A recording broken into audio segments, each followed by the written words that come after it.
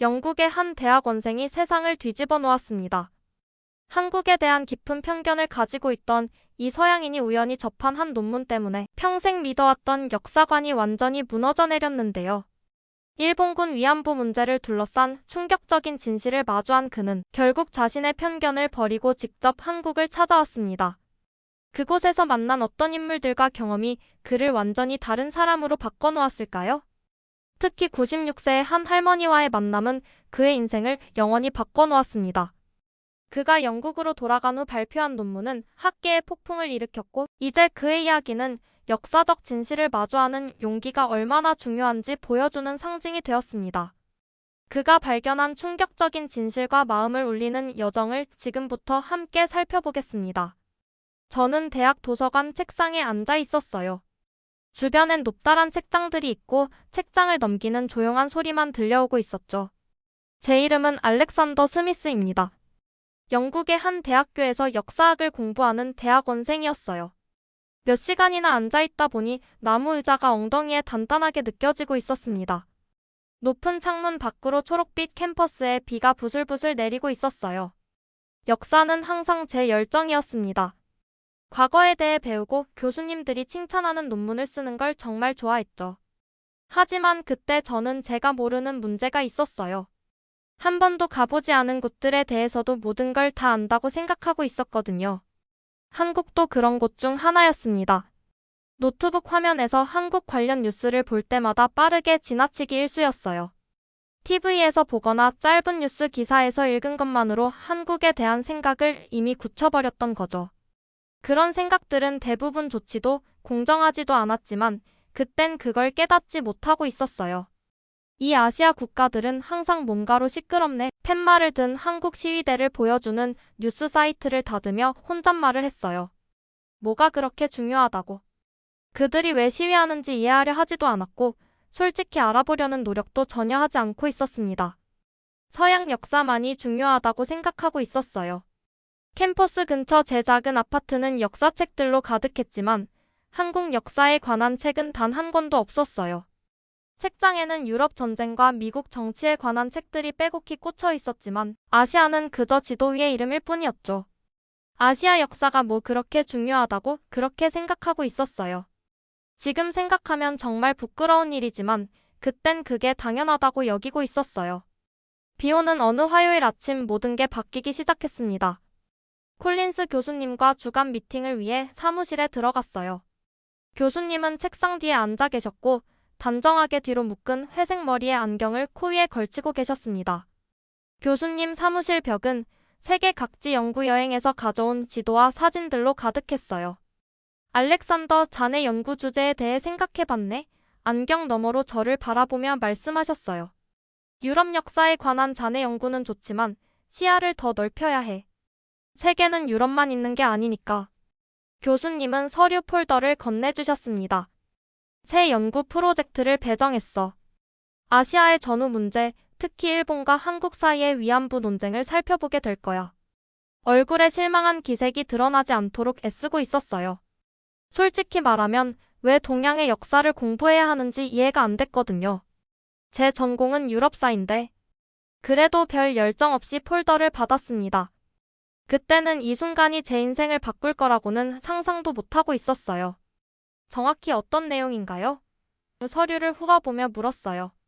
제2차 세계대전 동안 많은 여성들이 일본군을 위해 강제로 일했어. 콜린스 교수님이 간단히 설명해 주셨어요.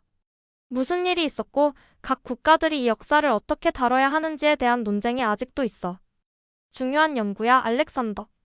그날 밤 아파트에서 마지못해 자료를 펼쳤어요. 처음엔 또 지루한 역사 얘기겠지라고 생각하고 있었어요.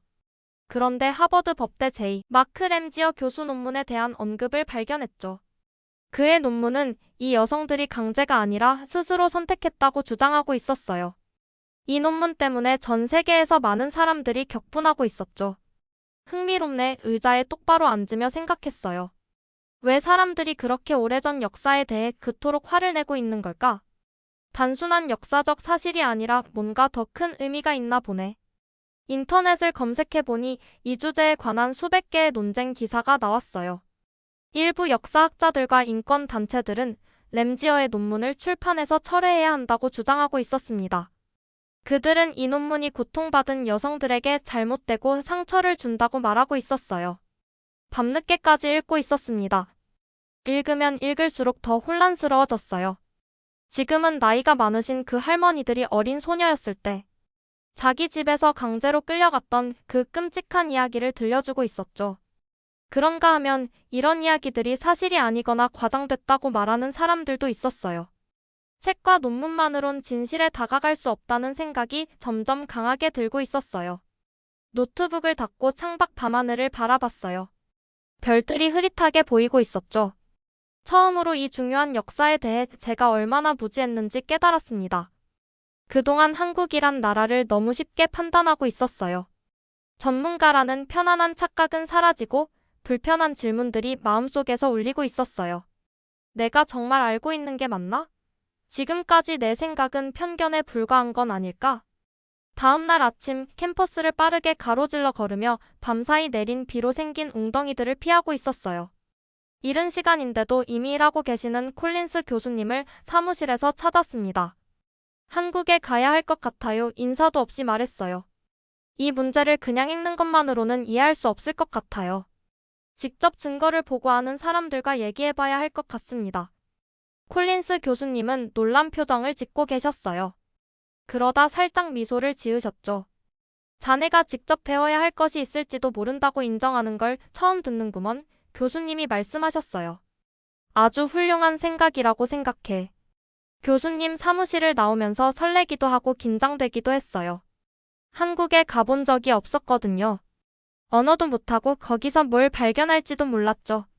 하지만 가야 한다는 걸 알고 있었어요. 이제 이건 좋은 논문을 쓰는 문제만이 아니었습니다. 진실을 찾는 문제였죠. 그 주말에 서울행 비행기 표를 예약했어요. 여행 가방을 싸면서 책들을 보고 있었죠. 그제서야 제가 이해하려고 노력하지 않은 얼마나 많은 나라와 이야기들이 있는지 깨달았습니다. 한국은 그저 지도 위 작은 이름일 뿐이었는데 이제 곧 그곳에 발을 딛고 제 편견이 얼마나 잘못됐는지 직접 확인하게 될 참이었어요. 인터넷에서 한국에 대한 정보를 찾아보기 시작했어요. 5,000년 역사, 찬란한 문화유산, 세계적인 기술력. 이런 것들이 어떻게 제 시야에서 벗어나 있었는지 의아했습니다. 앞으로 여정은 그저 연구여행보다 훨씬 더 크게 느껴지고 있었어요. 마음속 깊은 곳에서 이번 여행이 역사뿐 아니라 저 자신에 대해서도 많은 것을 가르쳐 줄 거라는 예감이 들고 있었습니다. 한국이라는 제가 무시했던 나라에서 새로운 세계를 발견하게 될 것 같은 기대감이 조금씩 자라고 있었어요. 비행기가 서울을 향해 내려오고 있었어요. 작은 창문 밖을 내다보는데 가슴이 쿵쿵 뛰고 있었죠. 아래로는 햇빛에 반짝이는 높은 건물들이 가득한 거대한 도시가 펼쳐져 있었어요. 도시 주변으로는 커다란 수호신처럼 산들이 둘러싸고 있었습니다. 이건 제가 처음에 가난하고 뒤떨어진 나라라고 잘못 알고 있던 한국의 모습과는 완전히 달랐어요. 인천국제공항에 곧 도착하겠습니다. 기장이 안내하고 있었어요. 현지 시각은 오후 2시 30분입니다. 비행기가 착륙하는 동안 저는 좌석을 꽉 붙잡고 있었어요. 정말로 일어나고 있는 일이었죠. 저 알렉산더 스미스가 몇 주 전까지만 해도 거의 아무것도 몰랐던 한국에 와 있었습니다. 공항은 엄청나게 크고 깨끗했어요. 한글과 영어로 된 표지판들이 수암을 찾는 곳으로 안내하고 있었죠. 사람들이 제가 이해할 수 없는 언어로 이야기하며 빠르게 지나가고 있었어요. 오랜만에 제 자신이 작고 불안하게 느껴지고 있었습니다. 택시를 타고 서울 시내의 호텔로 향했어요. 운전사님은 영어를 못하셔서 우리는 내내 말없이 가고 있었죠. 창밖으로 도시의 모습이 지나가고 있었어요. 현대적인 마천루들이 아름다운 곡선 지붕의 오래된 사찰들 옆에 서 있었고 거리는 쇼핑하고 일하고 일상을 살아가는 활기찬 사람들로 가득 차 있었어요. 서양 언론에서 종종 보던 이미지와는 너무나 달랐죠. 이게 정말 내가 알던 한국인가? 하는 생각이 들고 있었습니다. 호텔 방에서 제 노트와 책들을 꺼내고 있었어요. 위안부에 관한 램세이어 교수의 논문이 제 책상 맨 위에 놓여 있었죠. 며칠 전만 해도 이 논문이 맞다고 굳게 믿었는데 직접 눈앞에 펼쳐진 이 복잡하고 현대적인 도시를 보니 제 머릿속에 있던 편견들이 하나둘씩 무너지고 있었어요. 영국에서 책으로만 접했던 한국과 실제 한국의 모습이 이렇게 다를 수 있다니 머리가 복잡해지고 있었습니다. 다음 날 아침 전쟁과 여성인권 박물관을 방문했어요. 크거나 화려하지 않은 소박한 건물이었죠. 안에 들어서자 공기가 슬픔으로 무거워져 있었어요. 노인 여성들의 사진이 벽에 걸려 있었는데 이분들이 위안부 생존자들이었어요. 젊은 소녀 시절에 집에서 끌려가 전쟁 중 일본군과 함께 있도록 강요받았다고 말씀하시는 분들이었죠. 박물관 가이드가 저를 안내하고 있었어요. 그녀는 각 전시물을 설명하며 조용히 말하고 있었죠. 이것들은 일본군 병사들이 직접 찍은 사진들입니다. 그녀가 바랜 흑백 이미지들을 가리키며 말하고 있었어요. 겁에 질린 눈을 한 어린 소녀들의 사진을 보고 있었어요. 그중 일부는 13살이나 14살로 보였죠. 제 뱃속이 조여드는 느낌이었습니다. 그리고 이것들은 생존자들의 개인 물품들입니다. 그녀가 계속 설명하고 있었어요. 유리 케이스 아래에는 작은 머리핀, 다른 신발, 손으로 쓴 편지 같은 소박한 물건들이 놓여 있었어요. 이것들은 단순한 박물관 전시품이 아니었죠. 실제로 고통을 겪은 진짜 사람들의 소유물이었습니다. 한 방에서는 화면에 증언 영상이 재생되고 있었어요. 깊은 주름이 있는 얼굴의 노인 여성들이 카메라를 향해 직접 이야기하고 있었죠. 때로는 너무 끔찍해서 고개를 돌릴 수밖에 없는 이야기들을 하고 계셨어요. 하지만 저는 진심으로 귀 기울이고 있었습니다. 이 여성들은 수십 년 동안 누군가가 진정으로 들어주기를 바라며 그들의 이야기를 해오셨던 거였죠. 이야기를 들으면서 영국에 있는 편안한 책상에서 이 여성들의 경험을 얼마나 쉽게 무시했었는지 생각나고 있었어요. 내가 정말 역사학자인가? 하는 의문이 들었죠. 그동안 얼마나 안일하게 생각했던 걸까요? 부끄러움이 물밀듯이 밀려오고 있었습니다. 다음 날 서울대학교에서 김 교수님을 만났어요. 그녀의 사무실 벽은 파일과 책으로 가득 찬 책장들로 덮여 있었죠. 그녀는 30년 동안 위안부 생존자들의 증언을 모아오고 계셨습니다. 증거는 매우 명확합니다.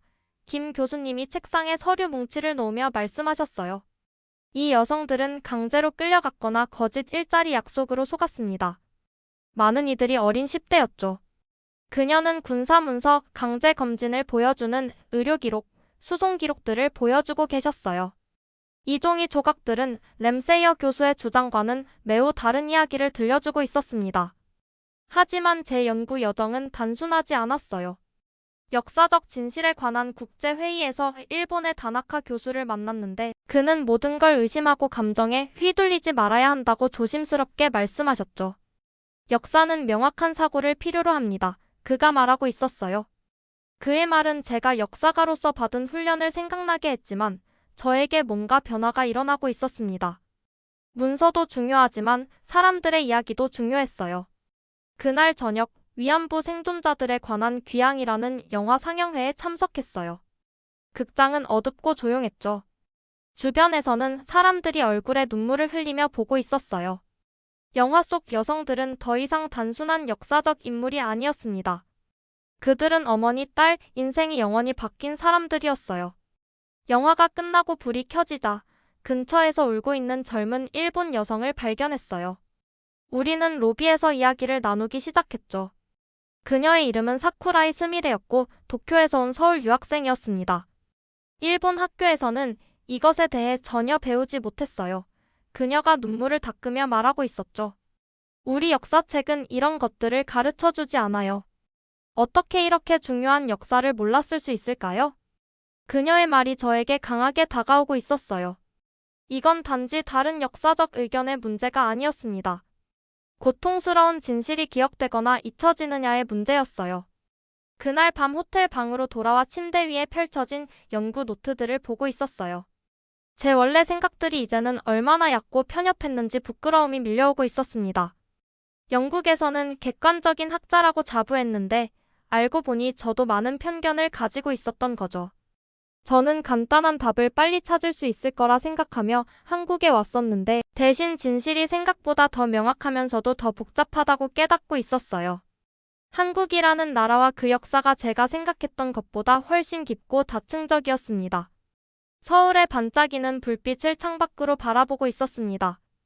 이 도시 어딘가에는 자신들의 이야기가 들려지고 믿어지기를 수십 년 동안 쌓아온 노인 여성들이 계셨어요.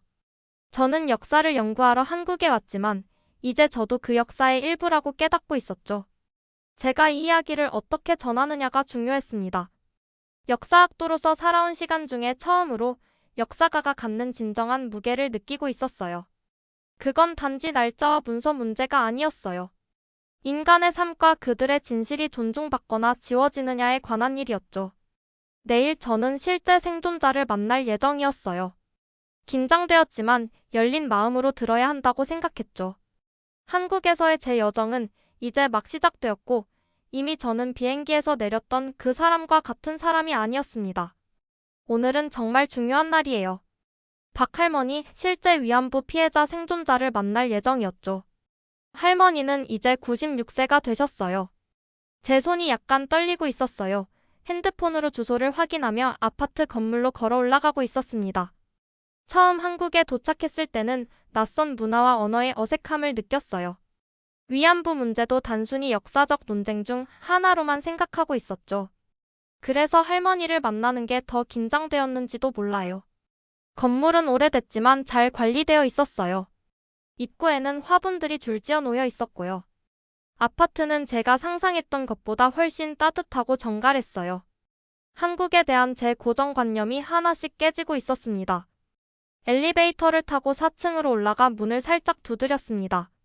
중년 여성이 문을 열어주셨는데 박할머니의 손녀딸로 통역을 도와주실 분이었어요.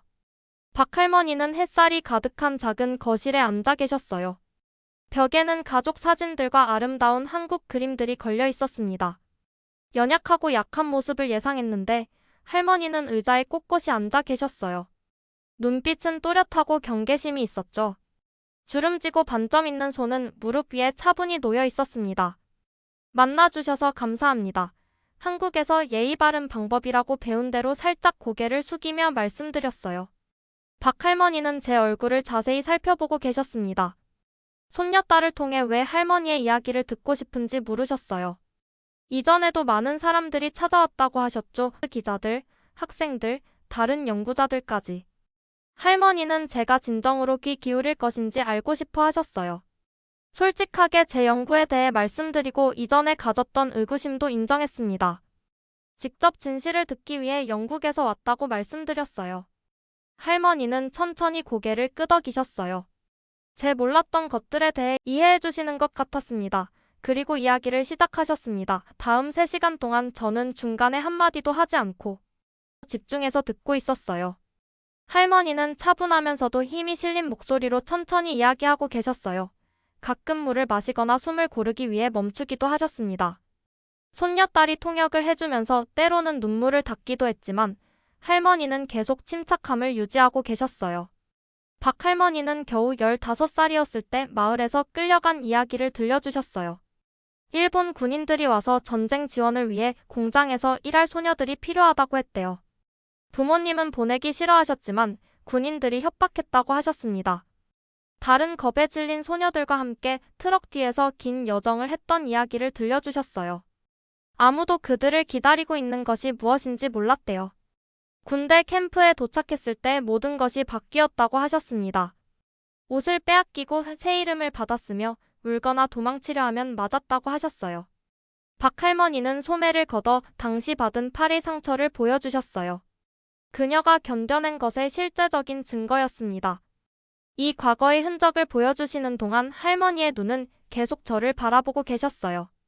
내 이야기를 하는 건 사람들이 나를 불쌍히 여기길 바래서가 아니야 라고 손녀딸을 통해 말씀하셨어요. 이런 일이 있었고 누구도 그것을 부정할 수 없게 하기 위해서야. 박할머니의 아파트를 나왔을 때 밝은 오후 햇살이 제 눈을 아프게 했어요. 천천히 호텔로 걸어가면서 녹음기에는 할머니의 증언이 가득 차 있었고 제 마음은 그 진실로 무거워져 있었습니다. 그날 밤 방에서 잠을 이룰 수 없었어요. 원래 계획했던 연구 개요를 바라보고 있었죠. 위안부 논쟁의 양쪽 입장을 마치 두 관점이 동등하게 고려되어야 하는 것처럼 제시하려고 했었어요. 이제 그 계획은 단지 잘못된 것이 아니라 해로운 것으로 느껴지고 있었습니다. 일어나서 완전히 새로운 개요를 작성하기 시작했어요. 시간이 흐르는 동안 밤새도록 몰입해서 타이핑하고 있었죠. 창밖으로 서울의 불빛이 밤이 깊어감에 따라 점차 희미해지고 그리고 하늘이 서서히 새벽빛으로 밝아지고 있었어요. 저는 여전히 타이핑을 계속하고 있었습니다. 역사적 진실 앞에서 제 연구자로서의 관점이 완전히 바뀌고 있었어요. 다음 날은 제게 마지막 큰 시험을 가져왔어요. 수십 년 동안 매주 수요일마다 시위가 열린 일본 대사관을 방문했습니다. 오늘이 바로 수요일이었죠. 도착해보니 나이 드신 여성들 생존자들과 그들을 지지하는 사람들이 대사관을 향해 한 줄로 앉아 있었어요.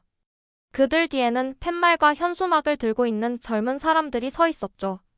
맞은편에는 여성들의 이야기가 거짓이라고 주장하는 소규모 반대 시위대가 있었습니다.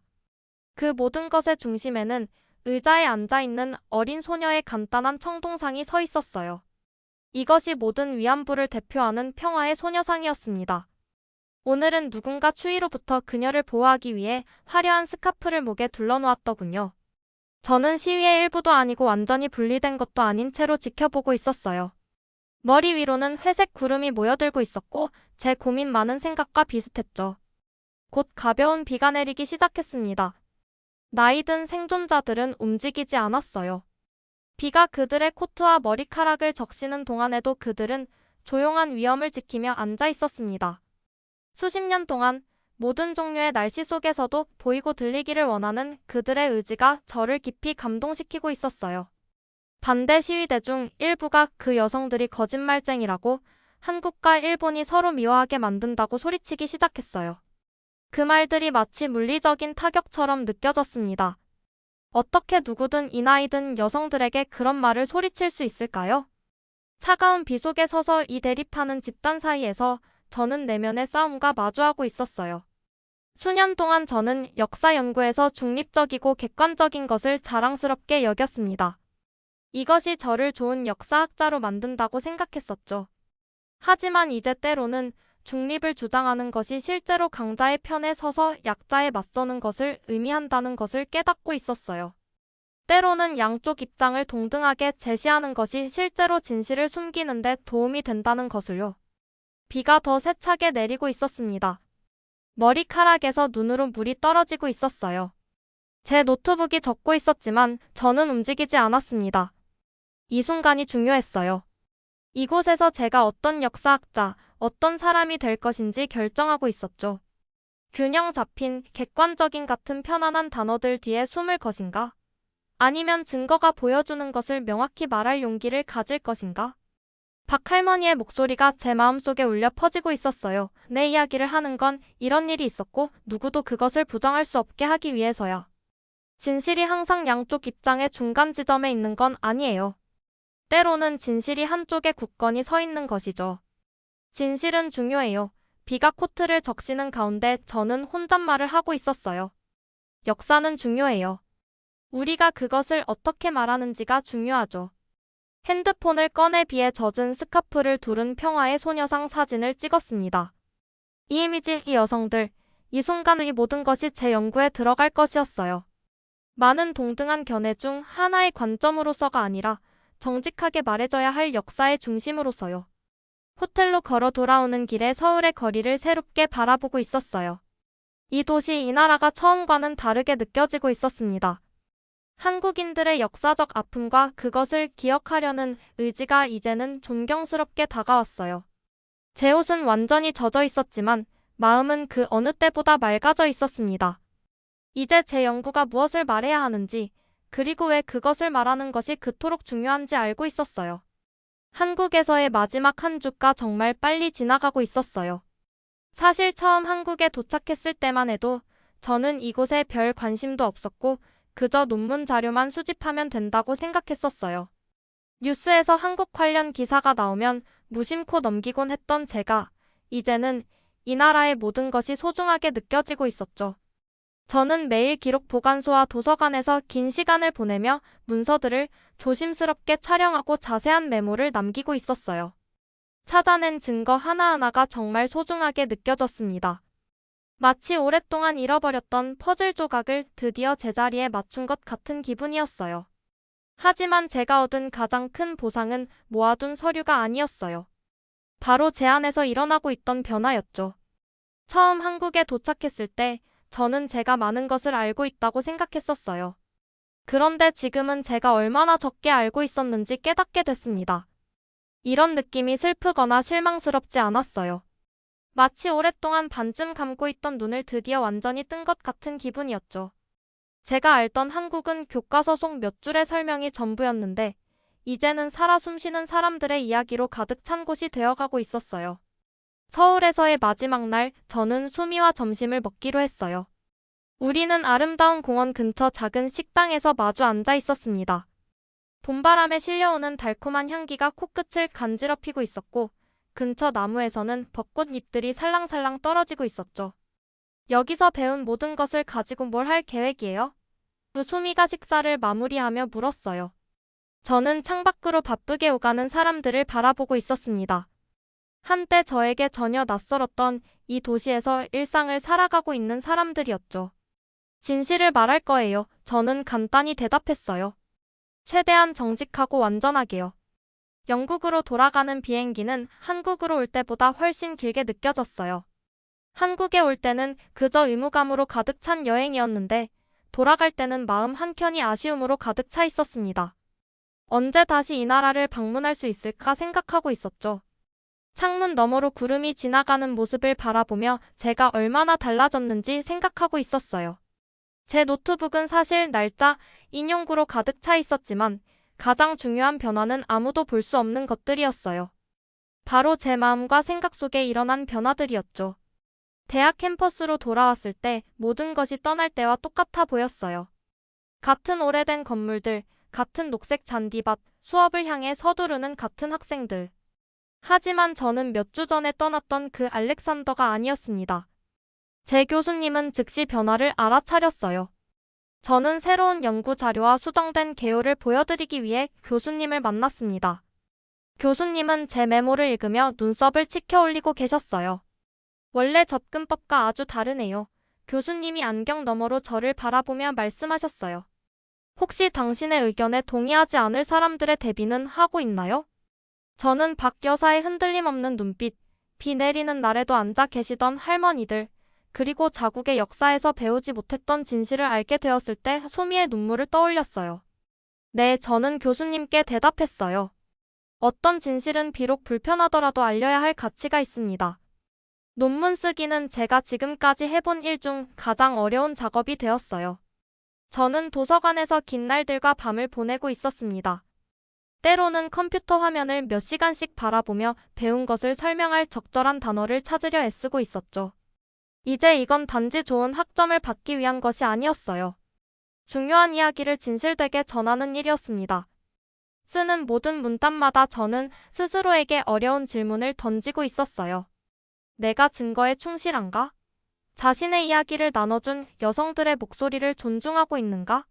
앞으로의 독자들이 이해할 수 있을 만큼 충분히 명확한가? 마침내 몇 달간의 작업 끝에 논문이 완성되었어요. 발표의 날이 왔습니다. 교수님들이 제 연구에 대해 질문하는 공식적인 발표회였죠. 예상보다 많은 사람들이 참석했어요. 지도 교수님뿐만 아니라 다른 교수님들과 학생들도 있었습니다. 이 논쟁적인 주제에 대한 제 작업의 소문이 퍼져 있었던 거예요. 저는 방 앞에 서서 사진, 문서, 증언들을 보여주고 있었습니다. 몇몇 교수님들은 제 강한 결론에 불편한 기색을 보이고 계셨어요. 한 분은 객관성을 감정을 위해 포기한 것이 아니냐고 물으셨죠. 대답하기 전에 저는 깊게 숨을 들이마셨어요. 이것이 제 마지막 시험이었습니다. 역사는 단순히 과거의 사실들을 나열하는 게 아니에요. 제가 설명했어요. 인간의 경험을 이해하는 것이죠. 과거의 끔찍한 잘못에 대해 완전히 중립적인 척할 때 우리는 종종 진실을 감추는데 일조하게 됩니다. 진정한 역사 연구는 불편하더라도 실제로 일어난 일을 말할 용기를 갖는 것을 의미합니다. 제가 말을 마쳤을 때 방 안은 조용했어요. 그리고 제지도 교수님이 천천히 고개를 끄덕이셨습니다. 제 논문은 우수한 성적으로 통과됐어요. 나중에 학술지가 제 연구의 일부를 출판했습니다. 저는 한국 연구자들로부터 제 기여에 감사하는 이메일을 받고 있었죠. 하지만 가장 소중한 반응은 박 여사의 손녀로부터 온 편지였어요. 그녀는 할머니가 제 논문에 번역된 요약본을 읽으셨다고 적어 보냈습니다.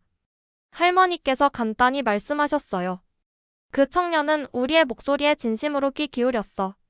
그리고 우리가 겪은 아픔을 진정으로 이해했어. 그 말은 어떤 학술적 칭찬보다 저에게 더 소중했습니다.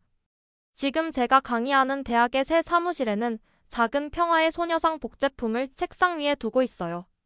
학생들이 그것에 대해 물으면 저는 한국으로의 여정에 대해 이야기해 줍니다. 좋은 역사가가 되는 것은 단지 사실을 아는 것이 아니라 불편한 진실을 마주할 용기를 갖는 것임을 알게 된 과정을 말해주고 있죠. 제가 한국에서 가져온 가장 가치 있는 것은 저는 학생들에게 말합니다. 단지 역사적 지식이 아니었어요. 진정한 이해는 우리가 얼마나 모르는지 인정할 때 시작된다는 것을 배운 거죠. 그건 우리가 한 번도 들어보지 못한 목소리에 귀 기울일 용기를 가질 때 시작됩니다. 제 여정은 계속되고 있어요. 저는 더 이상 한국 뉴스를 무관심하게 스크롤하던 그 사람이 아닙니다. 이제 모든 헤드라인이 실제 이야기를 가진 실제 사람들을 대표한다는 것을 알고 있어요. 역사는 책 속에만 있는 것이 아니라 그것을 경험한 사람들의 기억 속에 살아있다는 것도 알게 됐죠. 가장 중요한 건 때로는 가장 위대한 발견이 우리가 찾던 것을 발견할 때가 아니라는 점이에요. 그건 예상치 못했던 무언가를 발견할 때 일어나죠. 우리를 영원히 변화시키는 무언가를 말이에요. 서울의 그 비오는 오후 평화의 소녀상 앞에 서 있을 때 저는 단지 역사에 대해 배운 것이 아니었어요. 저 자신에 대해 배우고 있었던 거죠. 그리고 그것이 가장 위대한 여정입니다.